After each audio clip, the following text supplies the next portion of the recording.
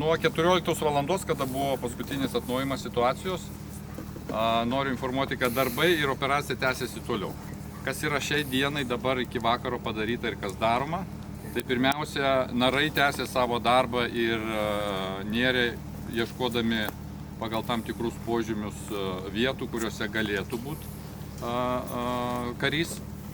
Yra naudojami vandens sonarai, per kuriuos bandoma išsiaiškinti, aptikti vietas. Trečias dalykas, kas yra daroma, yra pasitelktas irgi dronas, kuris turi skanavimo įrangą ir vandens paviršiumi skraidydamas dronas nuskanuoja irgi galimai numato, kuriuose vietose galėtų būti karys. Šitie darbai turėtų tęstis visą naktį. Lygiagrečiai kartas nuo karto yra pajungiama vandensiurbė, kurios tikslas yra susikaupusi vandenį, kuris ateina nuo pelkės, visgi iš didesnio telkinio nusiurbti, kad leistų toliau dirbti narams. Ir tai turėtų tęstis iki rytojus ryto ir tada, kai matysim, ar turim rezultatą, žiūrėsim, ką darysim toliau. Tuo pačiu yra kiekvieną kartą situacija vertinama, konsultuojamasi kartu su amerikiečiais. Visas tas komandinis darbas iš tikrųjų ir davė tą pirmą rezultatą, kurį jūs jau girdėjot, apie 3 karius. Ir tas sėkmingas darbas su amerikiečių kariniam pajėgom ir Lietuvos kariuomenė, visom Lietuvos valstybės įstaigom, kurios yra pasijungę, iš tikrųjų atnešė tą rezultatą, tačiau ne iki galo.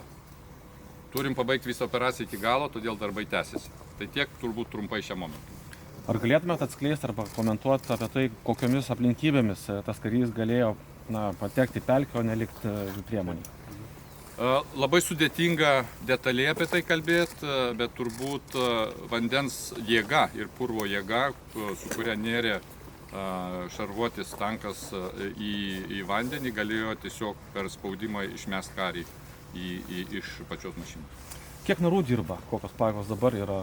Narų komanda yra 2 komandos, yra amerikiečių narai, tie, kurie jau ir vakar buvo, ir Lietuvos kariuomenės narai, kurie irgi dirbo nuo pat pirmos dienos, kartu konsultuodamės ir pasikeisdami, nes darbas iš tikrųjų yra labai sunkus. Vanduo ar purvas, taip pavadinkim, yra labai sudėtinga, ten praktiškai niekas nesimato, todėl tos pamainos ir pasikeitimas yra labai svarbu ir komandiškai pasikeisdami viens kitą tą daro. Šita mašina buvo atidaryta ar kaip? Mašina, jinai taip kaip privažiuotų standartiškai, taip jinai ir atrodė. Ir vairuotojas, taip kaip ir priklauso, buvo ir kiti. Taip kad ten nieko naujo, nieko ypatingo, tai yra buvo standartinis. Žinant, kaip sudėtinga buvo pačią šarvuotą techniką surasti, irgi gal aklinos tamsos, žinant mastelius, kai reikia žmogaus tokioje pačioje vietoje ieškoti, labai sunku įsivaizduoti net sudėtingumą šitos operacijos. Iš tikrųjų, jūs labai teisingai pastebėjote, operacija dabar tapo dar sudėtingesnė, nes pats žmogus yra pagal dydį yra mažesnis, bet mes lokalizavom pagal tai, kur buvo tankas ir paieška būtent prasidėjo tame plote ir mes nuo jos plečiamės į šonus. Labai metodiškai narai pasiskirstė visą plotą į tam tikrus kvadratus ir metodiškai su tuo dirba. Tuo pačiu aš tik papildysiu, kad tuo pačiu vėlgi grįžtų prie to, kad yra sonaras, yra dronas, tuo pačiu yra papildoma stebėsena, skanavimas viso paviršių.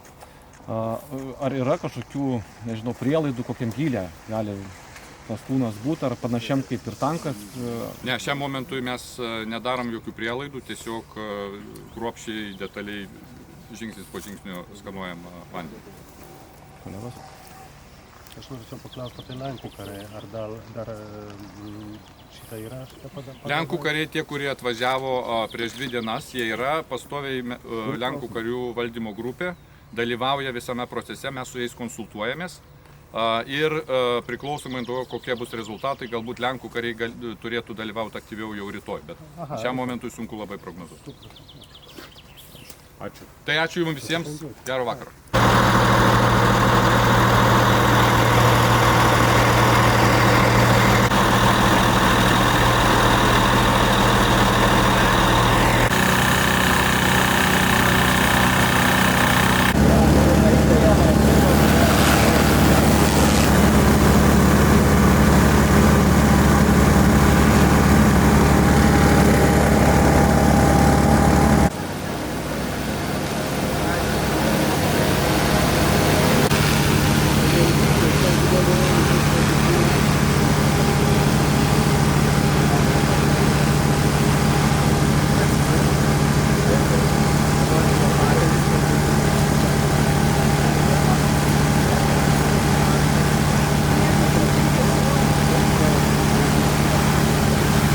irgi pagalio.